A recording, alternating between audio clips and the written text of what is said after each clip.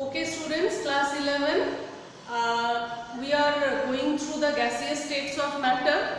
I have sent you videos regarding all the laws, that is ideal gas law, which is a combination of Boyle's law, Charles' law, Avogadro's law, everything.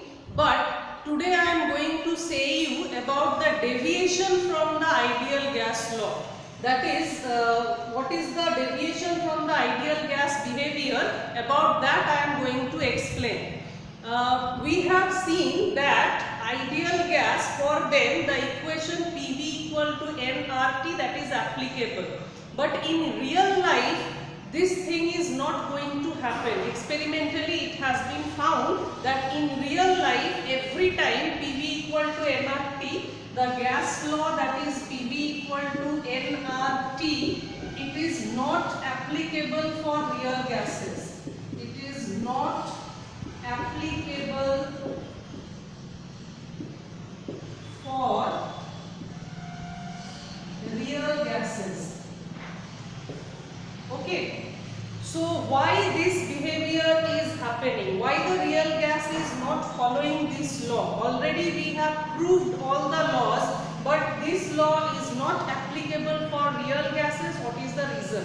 For that you have to learn the kinetic molecular theory of gases. In kinetic molecular theory of gases, certain postulates are there that you have to remember. So the postulates, some postulates I am going to discuss here, because that is another topic. In that topic I will discuss all the postulates. According to kinetic molecular theory of gases, the particles of gases, they do not have attractive forces. That means they do not possess any force on each other, or the force that is possessed by the particles is negligible. We can neglect the force, attractive force between the particles or repulsion force between the particles. According to kinetic molecular theory of gases, this is the first postulate, that gaseous molecules, when they can move randomly, they can move anywhere in the container, and the force of attraction between them is very negligible or near about zero. Another postulate is that the volume of the gaseous particle is too small. Volume of each particle is such small that, or it is so less that we cannot take that volume while counting the volume of the whole container. That means the volume of each particle can be considered as negligible as compared to the total volume of the gaseous particles.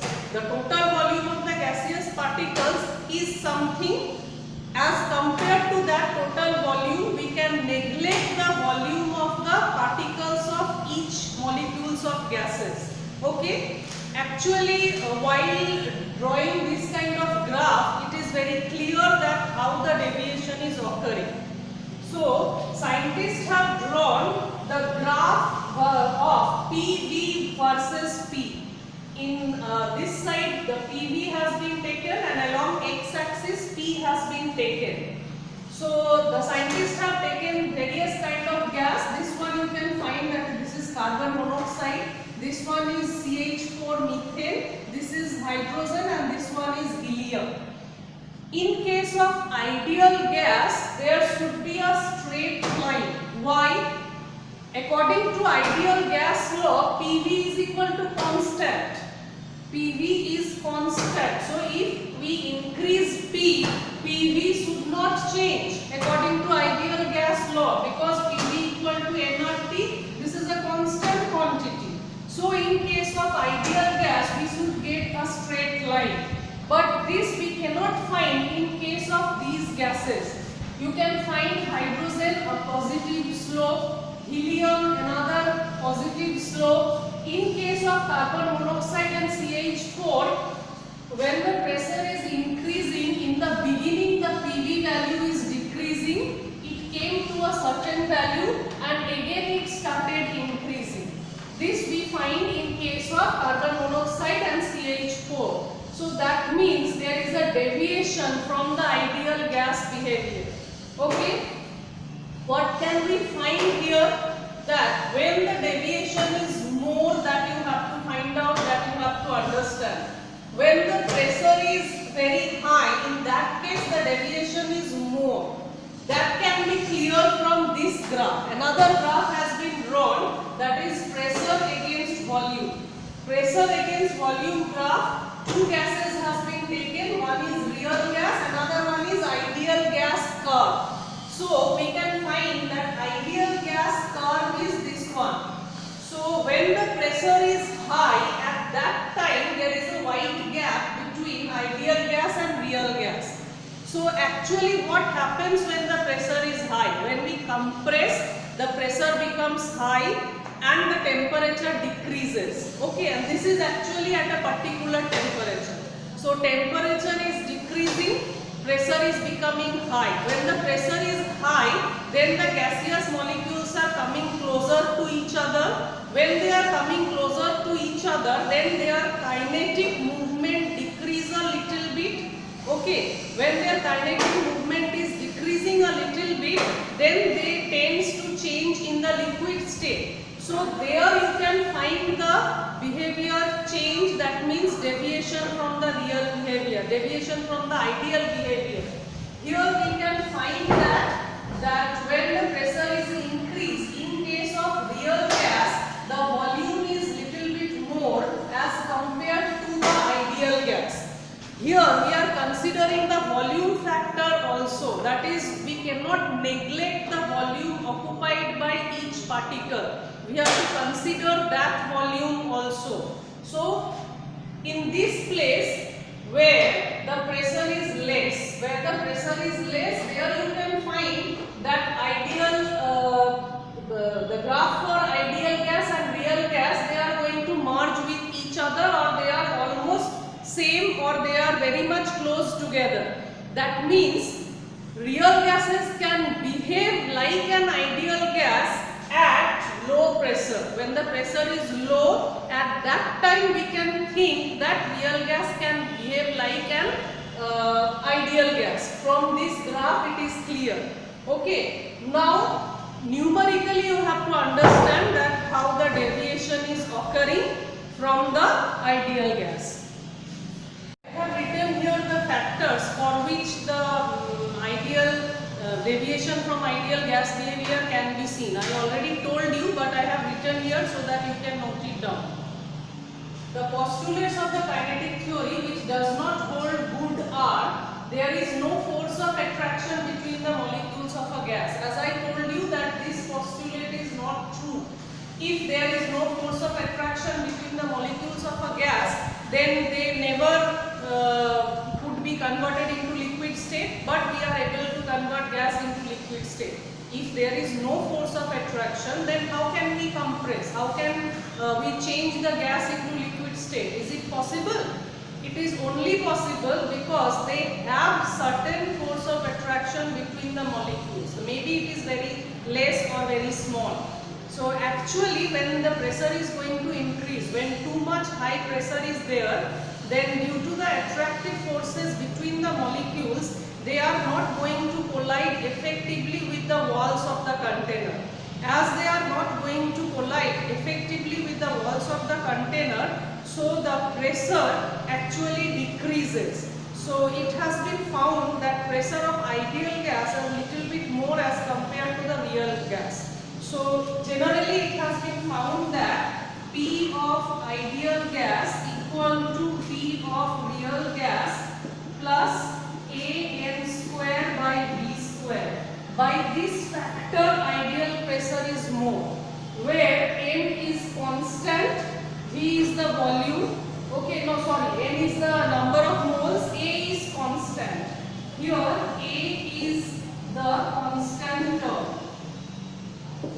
A is the constant term, and this A depends upon the type of gas. That means which gas is there. For different gases the value of A is different.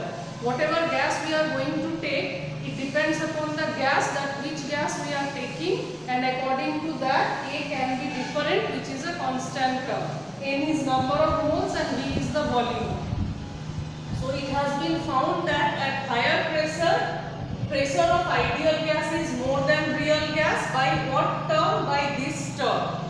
Second postulate, volume of the molecules of gas is negligibly small in comparison to the space occupied by the gas. This also I told you earlier that according to the postulates of molecular gas theory, the gas molecules are occupying negligible space, but actually definitely they are occupying some space. Otherwise, why do we need a container for keeping the gas? So what it has been found, the ideal gas which is having volume less as compared to the real gas, because we have to subtract the amount of volume occupied by each molecule. So the volume term by which ideal gas volume is less is given by this, that is volume of ideal gas equal to V real minus NB. Okay, where B is the constant term. B is the constant term and N is the number of molecules. So whatever is the number of molecules or number of moles, N is the number of moles. So whatever is the number of moles into B, that means for each molecule B is the constant term. So total this amount of volume has to be subtracted, and this is due to this factor.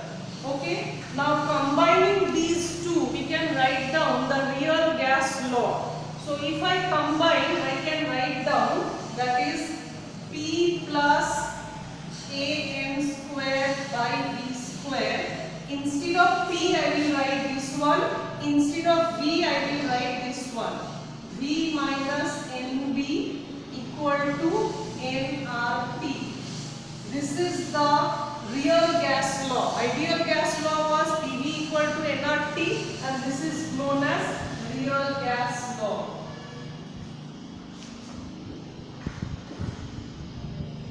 This one is real gas law. Okay, so you have understood that why the deviation occurs in case of real gases and how to do the numerical calculation for real gases.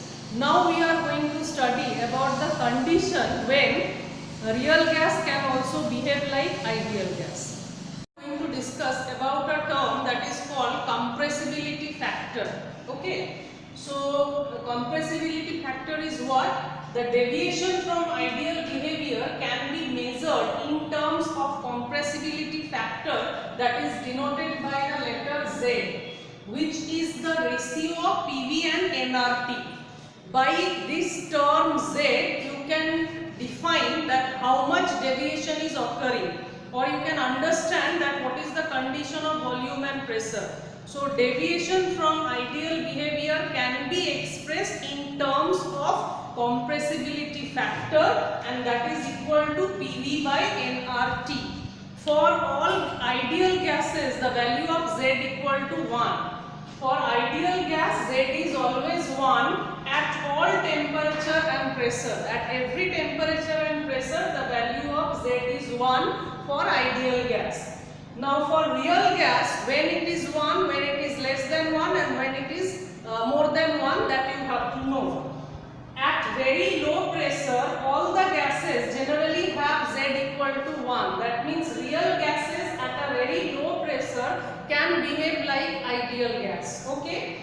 At high pressure, all the gases have the value of Z that is greater than 1. At high pressure, the compressibility factor is greater than 1. And at intermediate pressure, most of the gas have Z is less than 1. There can be some exception, but most of the gases at intermediate pressure have the value of Z as less than 1. So from here, what can be understood? We understood that when the volume of the gas is too large, when the volume of the whole gas is too large, then we can neglect the volume possessed by each particular molecule of the gas. In that case, the real gas can also behave like an ideal gas. So, volume too high means pressure is very less, and pressure is very less. When this is possible? When the temperature is high. When the temperature is high, pressure is very less, volume is too high.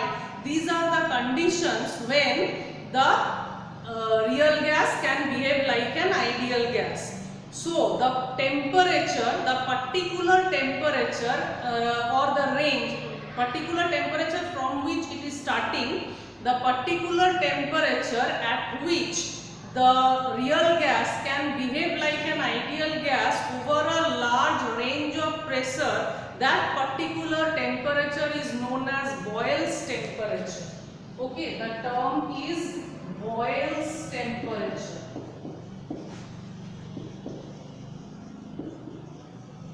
So you can define it. Boyle's temperature means the particular temperature at which a real gas can behave like an ideal gas for a wide range of pressure. That temperature is known as Boyle's temperature. So today we have learned about deviation from ideal gas behavior, reason for deviation for ideal gas behavior. Now the numerical value for calculating various terms for real gas, that means how the numerical ideal gas law is different from real gas law. Then we have learned about compressibility factor, Z, when the value of Z equal to 1, when it is greater than 1, when it is less than 1, and what is Boyle's temperature for real gases. So I hope you have understood it well. If you have any problem, pause the video, go through it, everything will be clear to you. So thank you very much.